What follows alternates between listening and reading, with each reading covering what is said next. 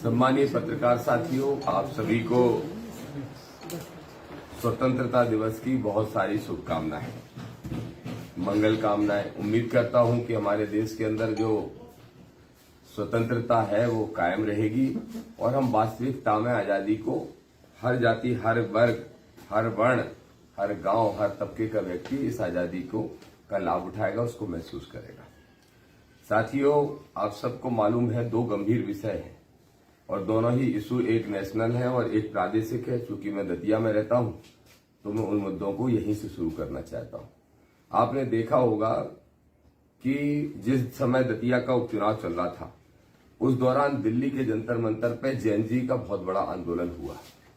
हमारे देश के छात्रों ने, नौजवानों ने इस देश की उस सरकार को झुकाने का काम किया जिसने 2014 के बाद कभी झुकना नहीं सीखा था और अहम में और घमंड में चूर थी। लेकिन पेपर लीक के मामले में युवाओं के सामने उस सरकार को झुकना पड़ा। इसके लिए मैं जैनजीज को, युवाओं को, देश के युवाओं को धन्यवाद देता हूं, बधाई देता हूं कि उन्होंने सरकारों को नकेल पहनाने का काम किया, जो कि बड़े बड़े राजनीतिक दल और बड़े बड़े नेता नहीं कर पाए। मैं आभार प्रकट करता हूं हमारी पार्टी के राष्ट्रीय अध्यक्ष आदरणीय चंद्रशेखर आजाद जी का, जिन्होंने अच्छा बुरा सोचे बगैर, फायदा नुकसान सोचे बगैर उस युवाओं के आंदोलन में पहले दिन से और आखिरी दिन तक लड़ाई लड़ने का काम किया और वो लड़ाई सदन में भी जारी रखी।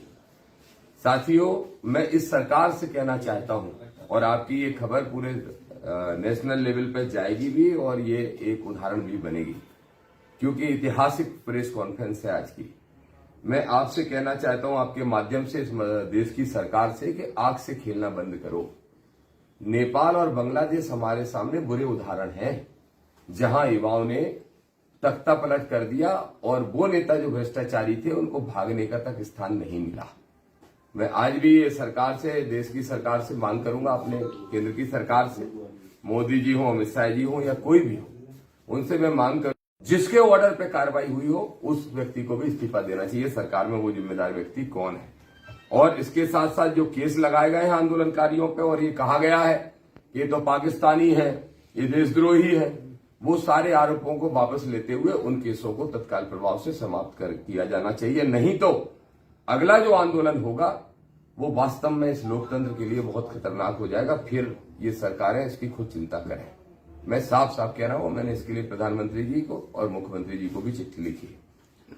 दूसरा एक बहुत गंभीर विषय है जो मध्य प्रदेश से जुड़ा है और जिसमें मध्य प्रदेश में हम इसमें बहुत व्यापक आंदोलन करने वाले हैं और आप सब उसके साक्षी बनेंगे, दतिया के पत्रकार साथियों, क्योंकि आपके माध्यम से ये मैं पहली बार आपके बीच में बात रख रहा हूं मीडिया के सामने।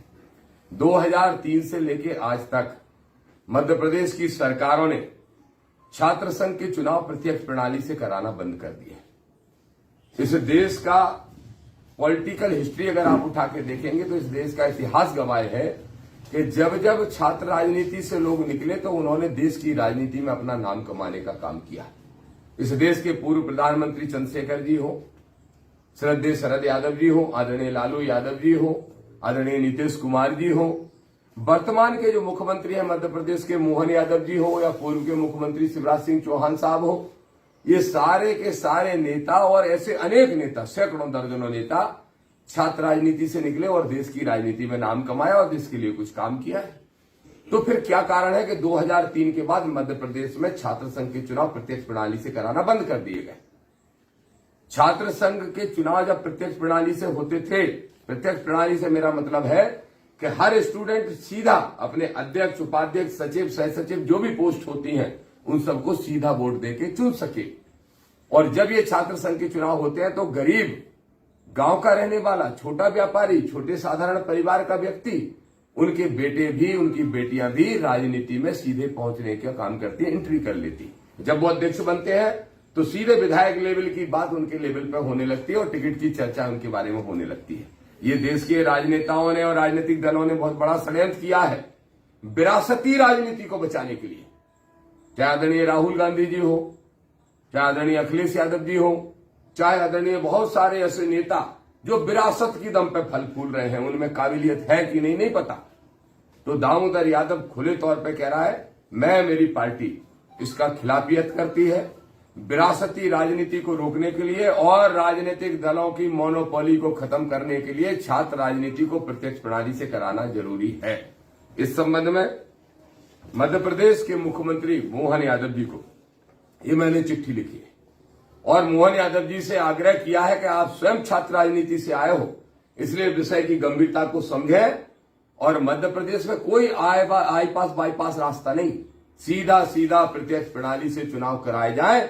इस देश में अगर अच्छे डॉक्टर, अच्छे इंजीनियर, अच्छे साइंटिस्ट, अच्छे मास्टर, अच्छे कलेक्टर, अच्छे समाज सेवी की जरूरत है, अच्छे व्यापारी की जरूरत है, अच्छे किसान की, मजदूर की जरूरत है, तो अच्छे नेताओं की भी जरूरत है। और अच्छे नेता छात्र राजनीति से निकल के आएंगे तो युवाओं के हक अधिकार पर डाका ना डाला जाए। और अगर ये फिर भी हुआ तो मैं ऐलान कर रहा हूं आज इस दतिया से, 25 तारीख को, आगामी 25 को, आज 21 है, कितनी है, 20, 4 दिन बाद ही 5वें दिन भोपाल में एक धरना में देने जा रहा हूं, 1 दिवसीय धरना, जिसमें सरकार को खुली चेतावनी होगी कि प्रत्यक्ष प्रणाली से चुनाव करा दो। और अगर ये नहीं कराया गया तो स्पष्ट तौर पर कह रहा हूं, मध्य प्रदेश के भोपाल के श्यामला हिल को किसी कीमत पे जंतर मंतर मत बनाओ मुख्यमंत्री जी। और अगर जंतर मंतर बनाने की इच्छा हो तो हम तैयार हैं लड़ने के लिए। हर हाल में मध्य प्रदेश में छात्र संघ के चुनाव प्रत्यक्ष प्रणाली से कराए जाएंगे, ये हमारी मांग है। इन मांगों को लेके, इन दोनों विषयों को लेके मैं आपके बीच में आया था। और अन्य विषय अगर कुछ हो, लोकल के मुद्दे कुछ है तो आप अभी हाल ही में करणी सेना ने आपके खिलाफ एक ज्ञापन दिया है, FIR की मांग की है। उसमें आपने एक बयान दिया है कि वो सपूतों की नहीं, कपूतों की सेना है, उसको लेकर। देखिए, मैं स्पष्ट तौर पे एक बात कहना चाहता हूं, मैं वाकई में किसी जाति, वर्ग, धर्म का विरोधी नहीं हूं, न किसी संगठन का विरोधी हूं। मैं आडंबर पाखंड की जब विरोध की बात करता हूं तो लोग मुझे जाति विरोधी और वर्ग विरोधी बताने लगते हैं। अब आप ही बताइए कि आडंबर पाखंड क्या इस देश के लोकतांत्रिक व्यवस्था के लिए ठीक है क्या, नौजवानों के भविष्य के लिए ठीक है क्या? मैं उनके खिलाफ बात करता हूं, आदमी कहते हैं कि ये फलानी जाति के खिलाफ बोल रहे हैं। मैं कभी किसी जाति के खिलाफ नहीं बोलता। अब जिस संगठन की आपने बात की, वो संगठन इस लायक तो नहीं है कि मैं उस बारे में बोलूं, उसकी हैसियत नहीं है। मैं फिर कह रहा हूं, चंद 4 गुंडों तुच्चों का संगठन मुझे ज्ञान ना दे, उनकी औकात नहीं हो सकती ऐसे संगठनों की। और फिर अगर कोई ऐसे संगठन का मुखिया हमारे पार्टी के राष्ट्रीय अध्यक्ष चंद्रशेखर आजाद के बारे में कहेगा कि उसके बाप ने देखा है कि तूफान क्या होता है, भौकाल क्या होता है, फलाना क्या होता है, उसके बाप की औकात नहीं। चंद्रशेखर जी के बाप के बारे में बोलेंगे, पिता के बारे में। वो एक हेडमास्टर थे, बहुत अच्छे व्यक्ति थे, ऐसा मैंने सुना है, मिला तो नहीं हूं मैं उनसे। उनके बारे में तो कहीं ना कहीं जाति की धनक है, जाति की भनक है। तो ये उच्च जाति नीच जाति नहीं चलेगी। हमारा संविधान सबको बराबरी का हक देता है। तो अगर कोई ऐसा बात कहेगा तो मेरा जवाब यही होगा कि 2500 फुट गड्ढे में गाड़ देंगे ऐसी सेनाओं को। औकात नहीं इनकी कि हमारे खिलाफ बोल सके और हमारी पार्टी, हमारे नेता के खिलाफ बोल सके।